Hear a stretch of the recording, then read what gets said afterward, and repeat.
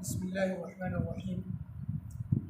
يجوز القصر في كل سفر سواء كان السفر لطاعة كالحج والجهاد أو كان لأمر مباح كالتجارة أو كان لأمر فيه معصية كالسرقة. یو سړی په سفر باندې روان دی او د سفر مقصد هغه عبادت او بندگی ده، یا د سفر مقصد یو جایز کار د پاره دی یا د سفر مقصد د ګناه د پاره دی،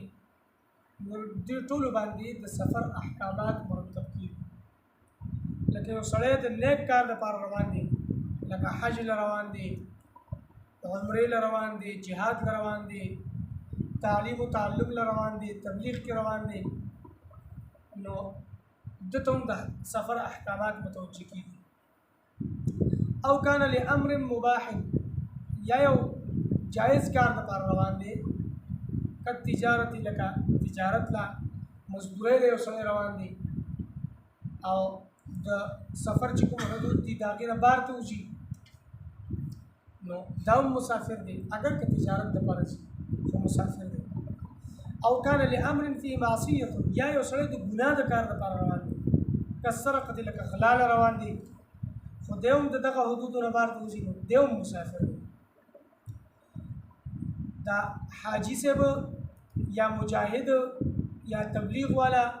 یا د علم حاصلولو والا یا بل یو نیک کار روان دی، د چې کله سفر کوي او د 48 میل یا 77-78 کیلومتر لري شي، نو دا سړی مسافر دی، دیبا د سفر مشکل. یا یو سړی تجارت د پر روان دی او دغه حدودونه بار ته ځي، دیبا هم د سفر مشکل. یا یو سړی دغه حدودونه بار ته ځي خو د ګناه کار د پر روان دی، لکه اغلال روان دی، قتل روان دی، بل یو د ګناه کار روان دی،